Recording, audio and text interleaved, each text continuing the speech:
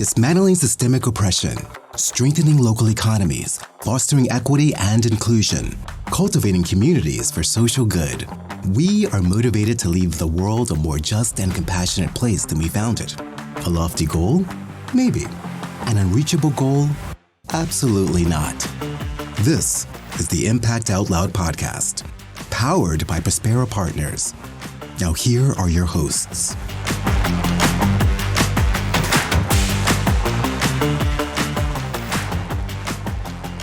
Hi, everybody. Welcome back to Impact Out Loud. I'm Vicky Pozzebon, and I love fall. I'm so excited. We have convinced Vicky to love fall, just in case anyone was worried. And I hope that you listen to part one of this particular podcast series because I got called out for not loving fall, but I love fall. I love the turning of the seasons. I'm so happy and so grounded. And I love pumpkin spice, okay? I love all the pumpkin spice things. I mean, that's going a little too far, though. We don't need to go there with the pumpkin spice. And no one likes when people are making up lies. So just, own yourself. We're each individuals. We accept you for you. Exactly. We accept that you love summer and the heat of summer. And Kim and I are more, loving fall. We're those kind of people. It's all good. Difference is okay. Thank you. Thank you, Eileen. Thank you, Kim. Kim Brown is here. She's our guest from Girls Inc. of Santa Fe. We talked last time about the organization and some of the work in practice at the organization, but we're going to jump into more conversations around leadership and what does it look like to be what we consider Kim to be is a true transformational leader. That's very kind. So, Kim, I just want to jump right in and help create that bridge from our last episode into this episode. And you had mentioned shared power and practicing shared power in your team. I'd love for you to share more, especially as a CEO. What does that actually look like in practice? And I want to give you a hint a little bit around where I'm coming from, that we've talked about it on the podcast, and it's a conversation we've had with a lot of clients that there's a trend right now around co-directorship. And co-directorships can be a really powerful way to demonstrate shared leadership. They're not the only way, but I think sometimes people get caught in that co-director model. And I know you're a CEO and you've adopted some shared power and shared leadership within Girls Incorporated of Santa Fe. So can you tell us a little bit about what that looks like in practice? Yeah.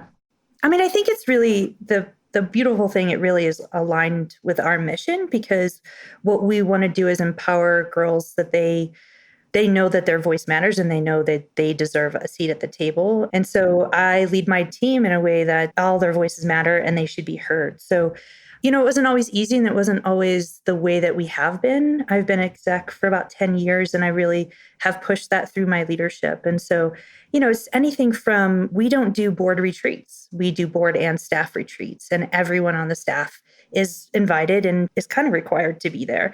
And the way that we do those retreats is it's facilitated discussions. And so everybody has a voice. It's all the same playing field. And the interesting thing at first, when it first started off in that model, and I was trying to approach this, we had lots of discussions around the board table, around power, around what it means to be a good board member, what it means to listen, what it means to be a problematic board member.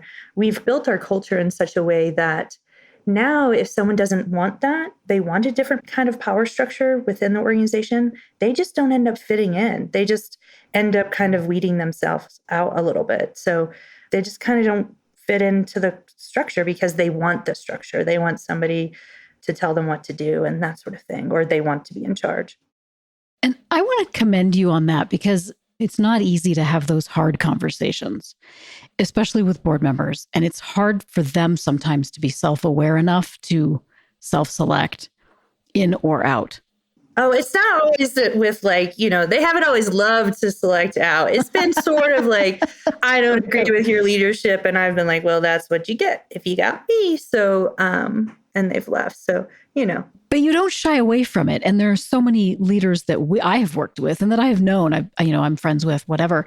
And I was one at some point too, where it's just too hard. And so we kind of back down from it, or other board members back down from it. And we just kind of sit in it and go, well, I don't know how to deal with this, so I'm just going to put up with it. And I think what you have done is really stepped into the hard conversations and said, this is how it is. And it's okay if you don't agree. It's okay. Yeah. I mean, I think one of the things, we were having a hard moment with a board member a few months ago. And I think the thing that I learned from you all, because we were talking through it and you guys were helping me kind of process and figure it out, is this concept of we're trying to do something different. So many nonprofits, and there's all these websites and books about how nonprofits boards should run and how nonprofits should be run and the leadership model around them. And you all gave me that language of that's true and multiple things can be true. And we're trying to do something different. And I've been able to really lean into that language. It's been good. I'm curious if you have any advice to give to people in leadership positions, so CEOs, executive directors, executive level, who maybe are those individuals who have shied away, as Vicki was referencing a few moments ago. A lot of folks do shy away from the difficult conversations, or as I like to think about it, people say, I don't want to get into the conflict. And I think what a lot of folks don't realize is conflict is everywhere all the time. We actually can't avoid conflict. It's what we do with it and how we move through it. Yeah, conflict is actually And conflict good. can be really productive. Yeah, some of the best changes come from conflict. Definitely. So what advice would you give to folks who maybe are hesitant to step into that more? Yeah, I mean, I think one of the things that I kind of live by as a leader is if something's sitting in my chest or my voice is shaking about something, it's the moment where I need to be speaking up, and that's what I need to pay attention to. I don't know. I just feel when things are kind of not aligned and when there's something quite off. And so what I want to do is just bring that conflict out into the open and almost obnoxiously sometimes talk about the elephant in the room. Like, how can we talk through this to have it improve? Now, that's not always, especially with adults. Adults aren't always under that model. So sometimes they don't like when I approach them about something. But it's even as much as, we recently had activity that we did at Girls Inc. And we didn't have 100% consensus that we should be doing that activity. And that activity in the end ended up being really successful. And so afterwards, I sent an email and I said, hey, I just want to acknowledge how successful this was. I know we didn't have 100% buy-in that we should even be doing this. And I just want to commend the people that stuck with it and provided leadership and did something different despite not having everybody's approval. And I wanted to say that that's okay. We don't always have to agree. But it's really important to kind of, I don't know, innovation comes from new ideas and comes from those pieces that don't always go well. So, but I think that's kind of an example of me just being like, okay, let's call out the elephants in the room because there's conflict behind the scenes of, hey, you didn't like my idea and you thought my idea was dumb and look how successful it was. And then other people being like, well, I should eat crow because they were right. That whole thing of power in those dynamics. And how shame comes up then. Yeah, and yeah, how people absolutely. let that get in the way. Kim, can you tell us about a time that as a leader, you stepped back, maybe you had your mind either all of the way or most of the way made up about something? You saw the path forward, and that as a leader, you stepped back and listened, and that you had your mind changed. Yeah, it happens all the time. One of the things is I try not to have an ego in the work and just understand that my role is a different role than everybody else's, and they might be smarter and know the work better than I do. So there's been several times, especially when it relates to our program, that our program team is like, we're going to do this thing. And I'm like, whoa, whoa, whoa. You got to explain it to me because I got to believe in what you're doing. So just take the moment and teach me what I need to know so that I can buy into what you're doing. So there have been, some conflicts and some things that we've worked through with that. It also comes down to sometimes with like events or with activities or fund development or raising money. And some people want it a different way than I do. And sometimes it might not even in the end be what I want to happen. And I'm like, well, that's how we learn is I believe in them and I give them the power in this situation. There was this one thing that happened and it was around like the design of how we set up tables at event. And early on, I was like, I just want to put out there, I think you need to think through that a little bit more. And that person was kind of like, nah, it's fine. I think this is going to work. This is what the committee wants to do. We're going to move forward with it. And I was like, okay, well, if you want to talk about it at some point, let me know.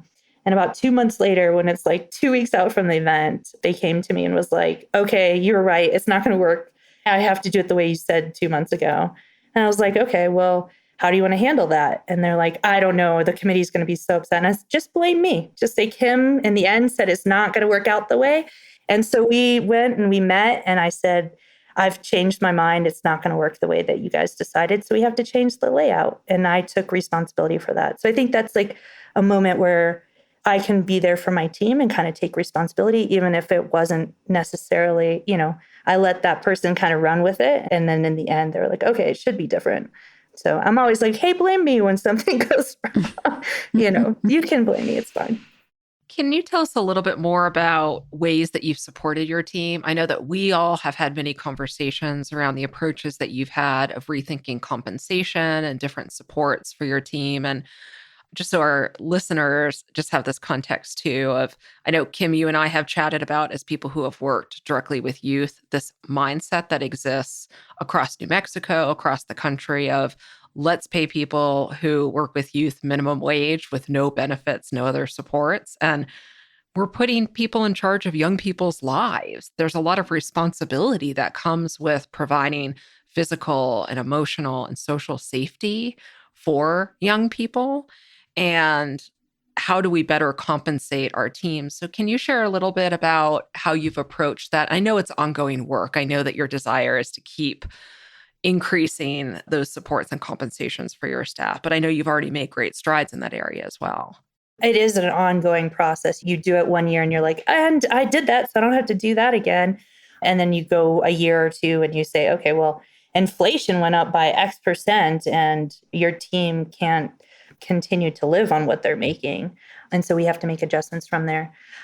So many organizations want to keep compensation private and they don't want everybody to kind of know where everybody is. And not that my whole team knows where everybody is, but every time we hire somebody, every time we give someone a pay increase, I look at the whole organization pay structure and make sure that I feel like people are paid fairly between each other for their role and responsibility, for the work that they're doing, for how long they've been with the organization, their experience working with youth.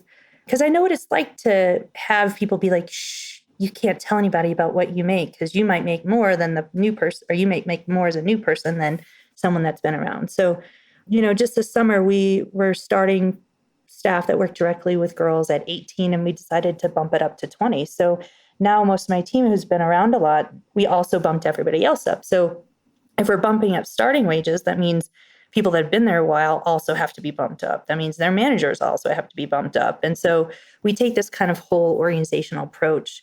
And then we have really good benefits. We have paid time off, paid health leave, we pay health insurance, so I strongly believe in giving our team as much opportunity as possible with all the benefits and pay structure they can have. But I think the other thing that's kind of unwritten in organizations and businesses is power of just flexibility. So much of the people that work in the field of youth are people that lead with their heart and really put their heart in everything they do. And a lot of them are parents. And so much of our society is like, you work to, I don't know, what is it? You live to work versus you work to live. I always tell my team, like, know your child and they have a performance or they're sick. It's more important for you to do that than the work at Girls Inc. And yes, that deadline was meaningful earlier today, but now it's not so meaningful because you need a moment to go take care of yourself or take care of your people in your life. And, even yesterday I had a personal emergency and I felt a little bit bad about not going to work. And my team was like, Kim, we got you. You always got us. So we got you. Don't you worry. So there's just like this shared appreciation and understanding that we are people first before we are employees. And that's just, I don't know, that's what we all need as people in this moment, is people to understand that we're people first. And I don't know. Isn't that the heart of equity, right? Yeah. That we actually see each other as human beings. And investing in the people, right? I mean, they're your best assets. So why wouldn't you invest in them? Yeah, absolutely. Absolutely. The people are like number one, right? I always say that my job is to keep the organization going. And, it's right above, if we're not in the business of making profits, we're in the business of people, and our people sit right up underneath the organization. So, like during COVID, we didn't lay anybody off until like 2 years in. We didn't like move right away to do anything. And that was only because we had to reorganize because we weren't doing the same work. But it was really important to me to keep our team as sustainable as possible. So centering the people is really important to me. And it can be simple, but yet so many places don't do it. It resonates so much hearing you talk about how your team works with one another and allows people space and flexibility when they need it. It resonates so much because that's the approach we take at Prospera Partners is we give each other space when unexpected life things come up. And because they do for all of us. And they are unexpected. We can't plan for them. And it's that give and take of what does it mean to be part of a team and to know that I can lean on my team members in those unexpected challenges and times. But that also means I need to show up too. It's this whole balance of shared power and shared responsibility of then there are times that I might have to show up even more when I do have more capacity. Yeah. And I think it has so much to do with trust, right? Like you have to trust one another. Totally. And I think that's kind of like the basis of all of this work is it kind of all boils down to trust. You can't feel like you belong if you don't trust. You can't feel like you can navigate conflict effectively. You can't feel like we're all on the same page and we can have hard conversations if we don't trust each other. So we spend a lot of time at the beginning of like any kind of new season or new kind of wave of employees really working on trust. It's important. You know, in my operations plan last year, I put that we focus on making sure that we're treating each other with love, compassion, and kindness, which was like interesting as a leader to put in our operational business plan for a year that was important. And interesting enough, I didn't get any pushback. I got feedback that was really good, but it wasn't, you know, our culture is such a way at this point that everyone's like, that makes sense. That's perfect. That we continue to make sure that we're highlighting that. Well, I love that you're operationalizing it because, I mean, we talk about triple bottom line in the social enterprise world all the time. People, planet, profit, or people, planet, prosperity. And you're truly putting people first in a nonprofit organization where oftentimes the people that are doing the work on the ground and that are having the biggest impact are not the ones that are being invested in. They just are expected to show up and do the hard work and give their heart and souls to it all. So I want to share with you a aha WTF moment that came up for me. And this is kind of our segue into closing, but it really struck me in, oh my gosh, I think it was our final session with you, which was last fall already at the end of 2022. Holy moly. Yesterday in 2019. Almost a year ago, right? Yeah. So almost a year ago, our final session with you all, there was a suggestion brought up when we were talking about like, what could this all look like? You know, what is the vision for the future? And it was all very utopian, right? There was this exciting, not an exaggeration necessarily, but like this utopian vision. And one of the comments that came out was, what if we could all live together on like a Girls Inc. campus, like a compound, and we all have our, you know, affordable housing that we can all afford to live in, and we can all like have meals together and raise each other's kids together and be together and have our programs. And it was all like, everyone was kind of laughing about it, but it was all very, it felt to me like a reflection of the culture that has been created to want to do that together. And that came from a program team member who works directly with the youth. So it was interesting to me that was a reflection, and it wasn't just some like crazy lofty idea, but it was like, I love this place so much. I just want to be with you all the time. Right. We have really good people. We have a really good I know you team. do. Yeah. You do. Maybe it's good supports that we're not with each other all the time. Right. There's a both and in here as well. Yeah. True story. Absolutely. So what is your aha or what the fuck moment, Kim, from our conversation today? Well, I'm going to say something different than the conversation today, because I think you guys don't know this. So as part of our work together, one of the recommendations from you all was that we really hire some sort of communications position that focuses on that. And through my whole leadership, I have really struggled with that concept because I'm like, we do the work. I hate that I have to communicate it out into the public that we do this work. Can't y'all just see what we're doing? And come to find out, people just don't see what we're doing sometimes, and we're doing really wonderful things. And so I'm really pleased that I will be hiring this fall a chief storyteller. And the reason I'm going to go with a chief storyteller is because I want it to be really grounded in our young people's stories. So not just the story of Girls Inc., but the story of the young people that are here in New Mexico and how, their voices need to be heard. So it's going to be storytelling and, of course, comms and marketing and all that stuff too, but really grounded in uplifting your youth's voices. And that really came from some of the recommendations that you guys had and kind of shifting my perspective as a leader of like, that's really worth the investment. And so, yeah, that's happening. And that's been an aha moment because people have told me that for almost the last 8 or 10 years. And I've not been able to hear it, I guess, through my thick head. And so, yeah, I really appreciated your guys' kind of guidance on that. Congratulations. I'm so glad to hear that. That's Thanks. exciting. Yeah. And thank you. Thank you for announcing that here. That's like we scooped it. Right? I haven't gone public with it. So, we'll see how it goes. Great news. Congratulations. Thank you. Eileen, what's your final thought? Aha or WTF? I feel like the aha from this conversation and just our work in general with you, Kim, and the team over at Girls Inc. is this idea of we hear from nonprofits and social enterprises that we work with that, well, what do I do about equity? What do I do? It's a lot of talk and how do we put it into practice? It's that constant question. And I think it's that piece of sometimes it can be really simple of you allow your team to be humans and see them as humans and respond to showing up to let people navigate those unexpected life things as they come up. I think that's a real key piece to equity, again, that isn't talked about enough in anyone's work. So thanks for lifting that up today. Yeah, absolutely. Well, thank you so much, Kim. We're so glad to have had you here with us and share all of this great stuff. And I hope that folks hear it and really, truly understand what it is to be in practice of all of this great work. Thank you so much. Thank you, Eileen. Thank you, and Kim. We will see you soon. Thank you for listening to the Impact Out Loud podcast, the podcast that empowers bold impact for good, powered by Prospera Partners. If you liked what you heard, subscribe to Impact Out Loud wherever you get your podcasts, and follow Prospera Partners on your favorite social media. If you are inspired to make community-based solutions and systems change, Prospera Partners offers workshops and programs that are open to all. For more information, visit prosperapartners.org. Thank you for joining us. Until next time, be well and do good.